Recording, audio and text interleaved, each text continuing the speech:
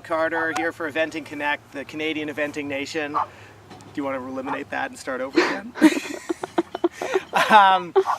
I'm riding 2 horses here this weekend in January, which I swore I would never do because we've done it a few times and it just gets a little bit tiresome to be going every single month of the year.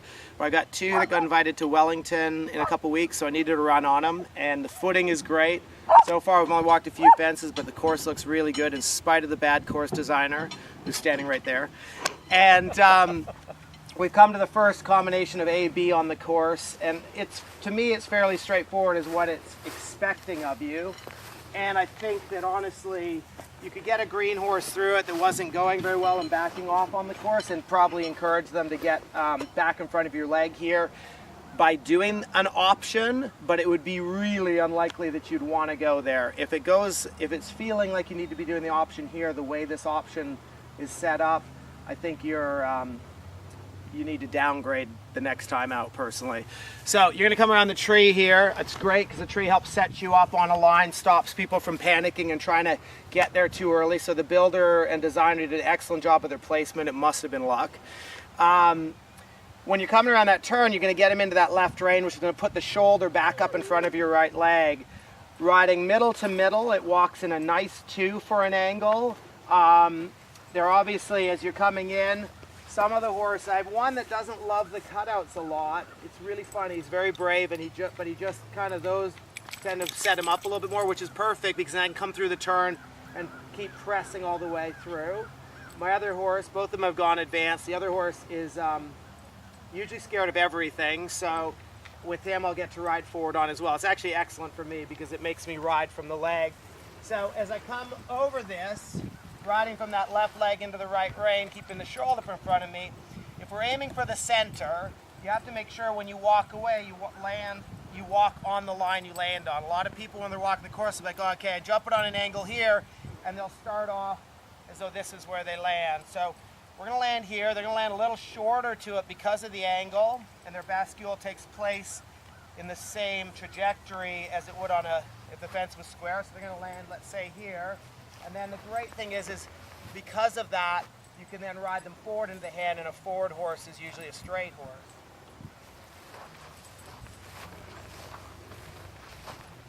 We get 2 to here, but again, the actual bascule is taking place there. So although it walks like it's going to be maybe a little bit tight, where the horse is jumping, it's not going to be tight. It just, someone green walking would think it might be a bit short. But because it's on an angle as well, it really allows you to power up to it. And for my students, it's perfect because it is going to punish them if they try to make more room. If the horse does jump in big enough to get snug to be, and they decide to let it slip to the left to make it easier on the horse, it'll start teaching the horses later to run out. And so it gives them a chance to practice this before we're at a bigger event. And then we'll just gallop away across the field, probably trip, roll, get up, shake the dirt off, watch the horse gallop back to the barn, and I'll probably head that way. Because Baskin Robbins is over there. Right about where that guy is, he's passing that weed.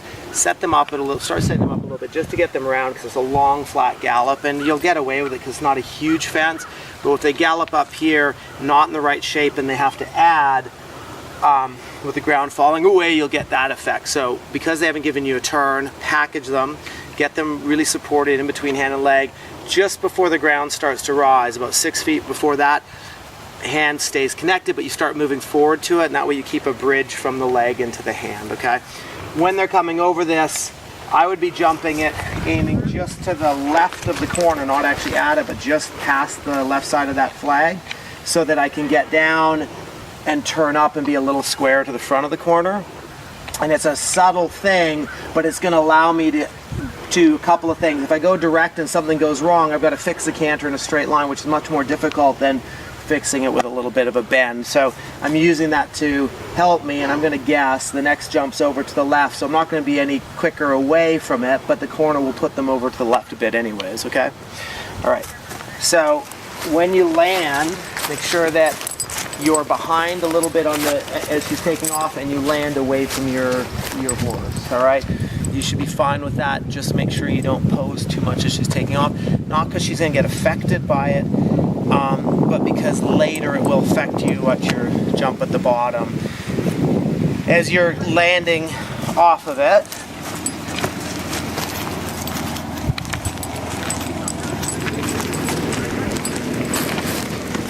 this is the temptation before the fourth step to bring them up to the corner, and it's going to be a little bit, you land and everybody's going to want to go there, and I just think you want to stay here, because I think right now I'm sitting to a really deep 4 here.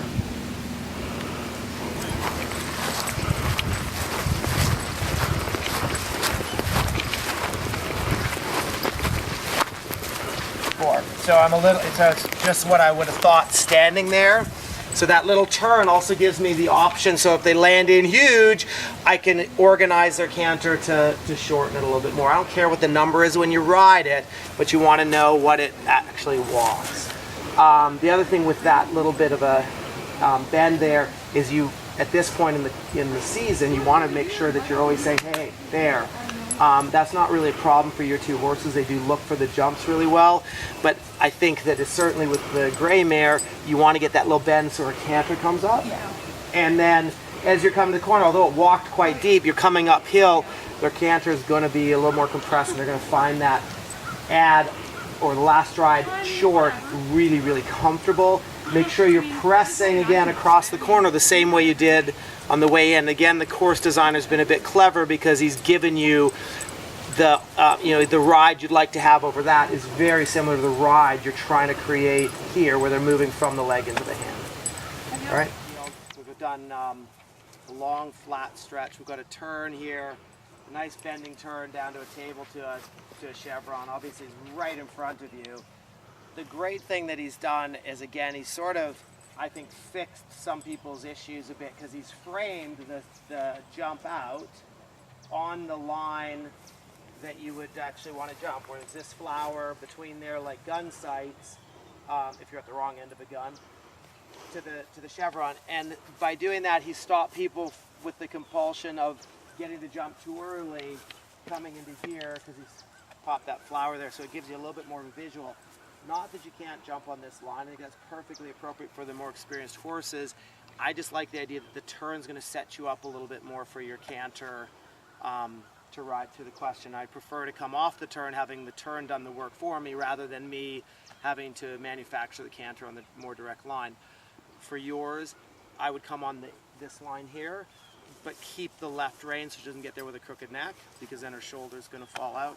I think for yours, I'd go around here, because I need you to get her around your leg a bit more for practice. All right? And then you can just land with a wide hand tall, and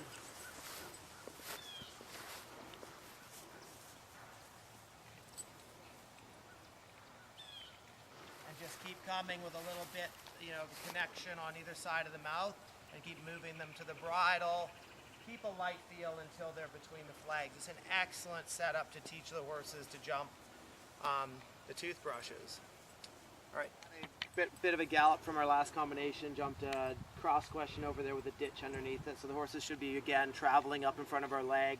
I like that he's done combination gallopy fence, combination gallopy fence, combination, because I think it gets them a little bit ready for those more difficult CICs, where we can get a bit lulled at these sometimes. If you have 5 galloping fences, the horses naturally flow back in front of your leg, but it doesn't train your riders to think sharp enough. So I like what he's done. And the approach here makes you think a little bit about what side of the trees you're going to come on, although the jump's forgiving enough. I'm going to come on the inside of the trees, sorry. I'm going to jump it here, and I'm going to let the horse come on a very, very slight angle, aiming towards the green flag on that cabin. I'm hoping. I haven't walked the distance yet.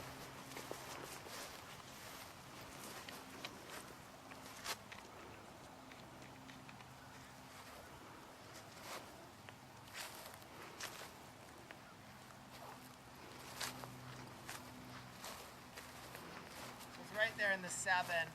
What you want to do is, if I was riding a greener horse, or my horses are feeling a little bit green because it's early in the year, I'd come out one more stride. I'm not big on the numbers once you're going. I think you ride what you see and what you feel. But what you really have to do is you have to make sure that in the 5th stride is where I was turning up, and I had B and C framed, because the last thing you want to do is come in, have a bit of a dodgy jump over B and be offline, have to fix the line, the canter, and everything to get back to C.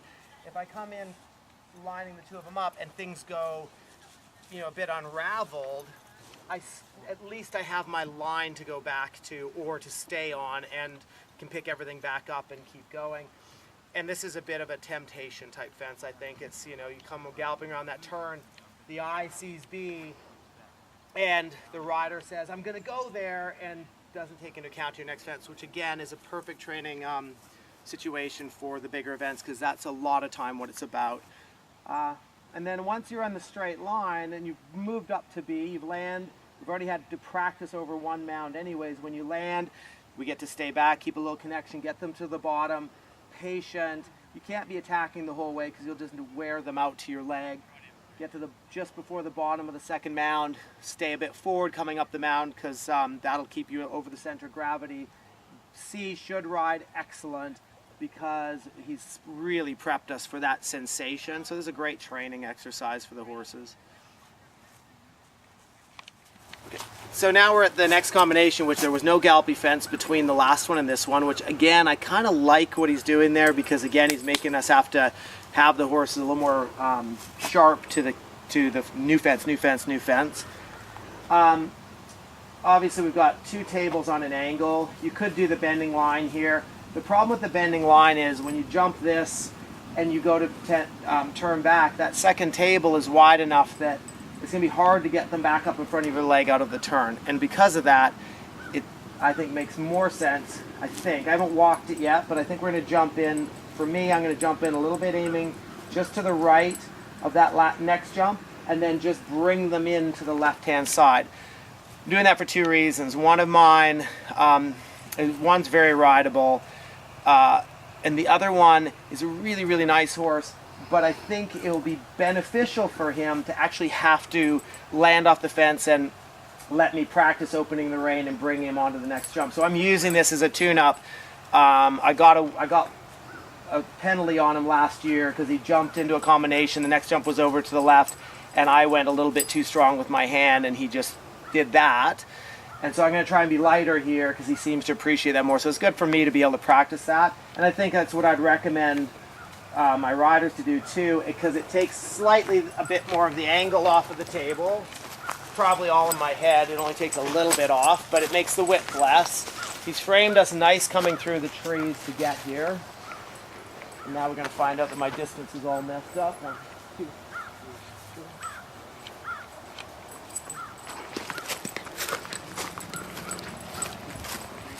4, and that's right there. So when I was coming in, obviously I walk a lot of courses and train a lot of people.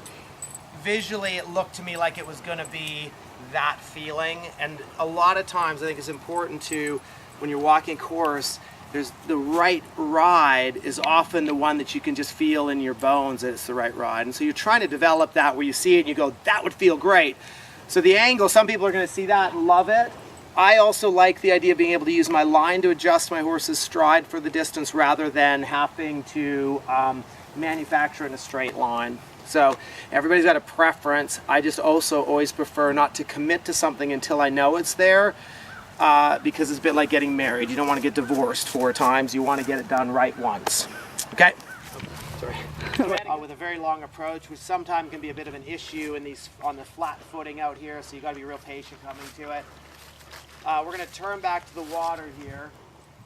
We're going to let the turn sort their canter up, get them a bit rounder, get them a bit packaged, moving up against the bright blue fence, which I like that because I like to ride a bit more aggressive anyways, and certainly this will pick my one horse's eyes up. The other one is pretty comfortable with all this type of stuff, so it's just going to be getting the flow. The thing is, when you get in here, I'd say they're going to land a little shorter because the water's going to hold them and drop them in.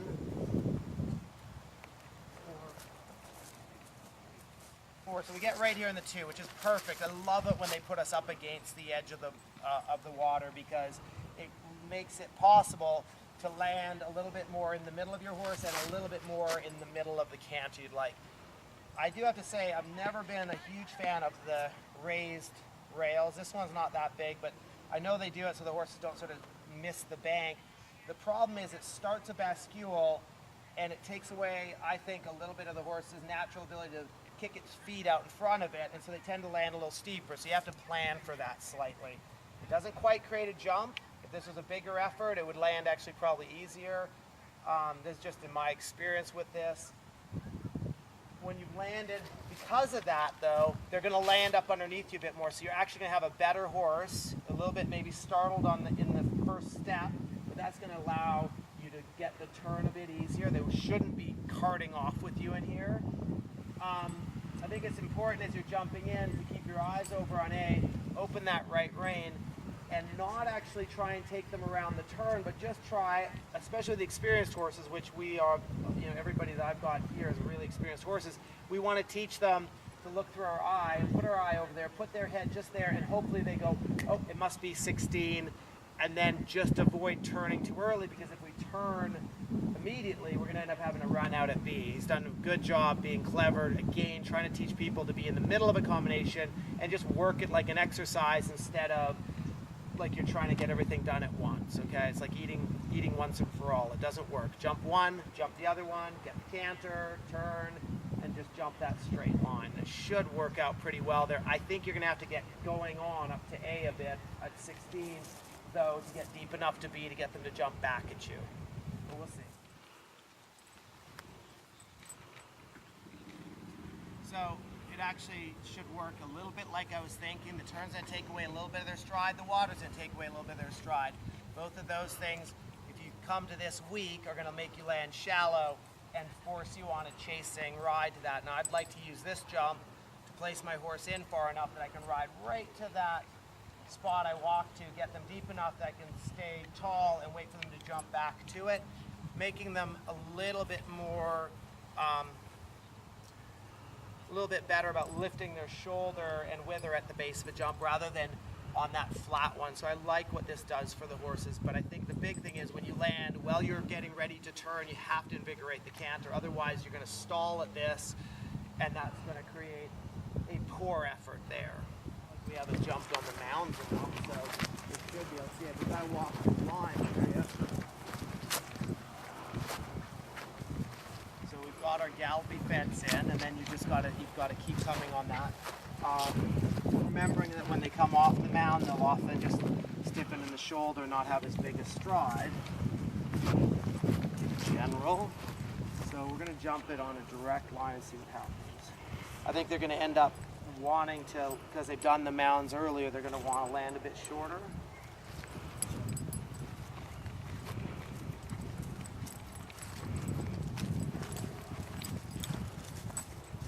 I'd say that the course designer would agree with me because that walked right about to where I'd like to jump that. Just keep that right side as you get to the bottom. It's going to be very tempting at this point to say, oh, we've got it. But remember, all your barns are over there, all the start box, finish line are over there. The horse is going to be drawn that way anyway, so he's been a bit clever. I don't expect ours to run out, but just know that in their mind, their shoulder might just slip that way a little bit. She won't do that at all because she's like a bloody board. One of those places that helps. Okay. All right, so we finished walking the course. It's a nice course, lots of galloping fences. The footing is fantastic, which I absolutely love it when the footing's good, because the last year I think I ran one event where I thought the footing was good enough to actually go for a little bit of speed on. Early in the year, we're in the first weekend of January, nobody in England is doing anything other than legging up their horse at the moment. Even though it's an Olympic year, the trick is to try to get them on the horses that haven't done the 3 days.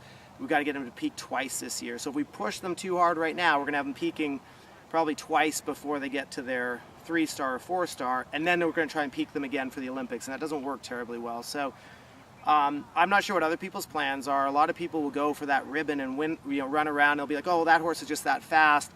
I'm a little cautious. It's my first gallop on the horses for the year as far as competition.